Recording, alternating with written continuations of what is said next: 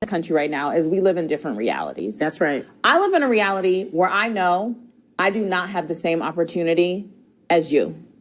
I know I don't. And you know and that I know too. what, Scott? And you know that. Let me just tell you about me. I'm gonna let you finish, but I want to answer this. I'm not talking about how you feel. I'm talking about how I feel. Me, a black woman in this country. But not in this city. And I will run. And if you want Look, I'm a New Yorker, not in this city. You cannot say that. You can't say that in this city. But I have a. I'm not talking about New York. I'm talking about Ashton. Let her finish. Okay, right here. I got a law degree, a master's, and 2 bachelors. Probably more education than all of y'all added up together at this table, Fine right? by me. And I have always been the least paid person on payroll at every institution I have worked in, and it's not Even because in the White House. Even in the White House. Well, whose fault is that?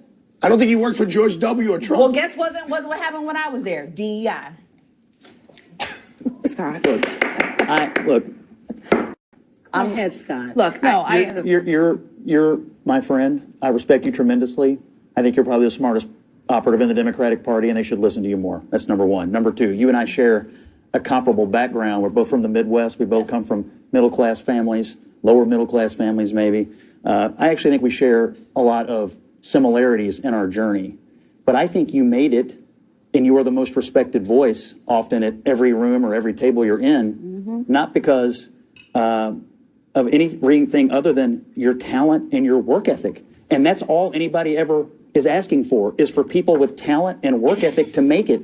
And that's what I see in you. That's how I see you. But let me tell you something about my story and my family's story is that we have faced discrimination. I have faced discrimination. I just said I was the least paid person, even in this moment sometimes, to my counterparts. It is just the reality of the country we live in. And I'm not saying, I do believe I'm qualified. I know I'm qualified. You won't ever tell me I'm not qualified. But the system that I live in doesn't matter about my qualifications. I don't agree because when 2025. Oh, come I don't think on. we're there in Come 2025. on. You can't don't That's just not true. That's just not true. There is a mountain of evidence that suggests that you are wrong.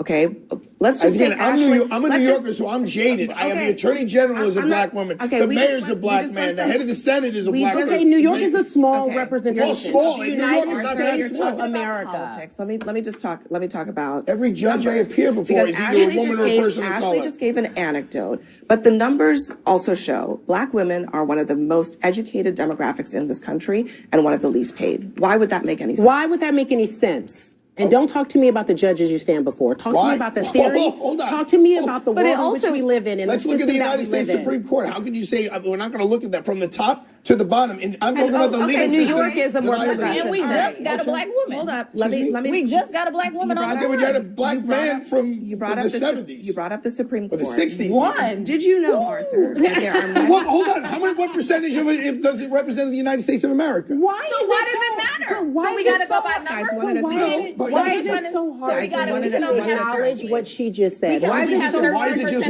one? Why is there only one Italian American? No, but why is it so hard for you to acknowledge what she just said about black women being the most educated? I did acknowledge it. I said that's not my experience. Okay, but because you're not a black woman. No, I'm a New Yorker, and that's not the way it is. New York is not representative of the rest of America. You're correct. That's also what it's also the most diverse city in the country. Well, that's exactly. So of course there's more representation in women. And Scott, I think if you really see, you said something very beautiful. This is your friend. You guys share a lot of the same values. You guys think alike. You guys are literally friends off air. You text, you have good conversations. There is the yes and in that.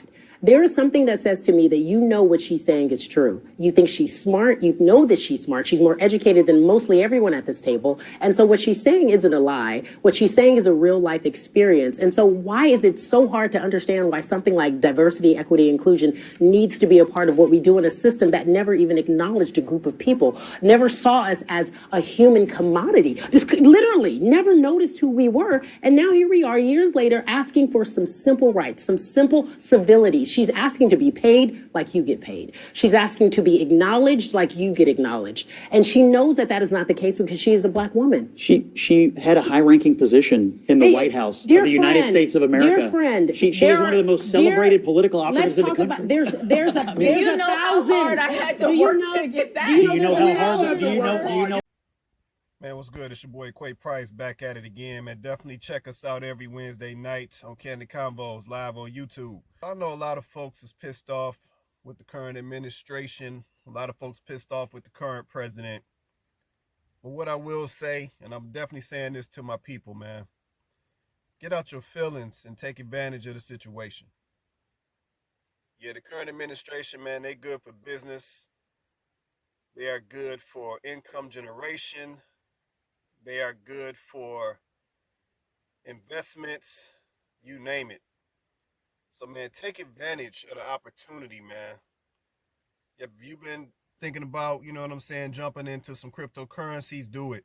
If you've been thinking about getting into the stock market, do it. Yeah, if you've been thinking about flipping houses, whatever it may be, any type of building, any type of generational wealth creation, take advantage of the situation. Yeah, we got to get all our feelings and we got to leverage the situation for what it is and capitalize on the opportunities. So, man, if you ain't never heard it, you're hearing it today. Get in the game. Take advantage of the situation. Put yourself in a better position for the long run.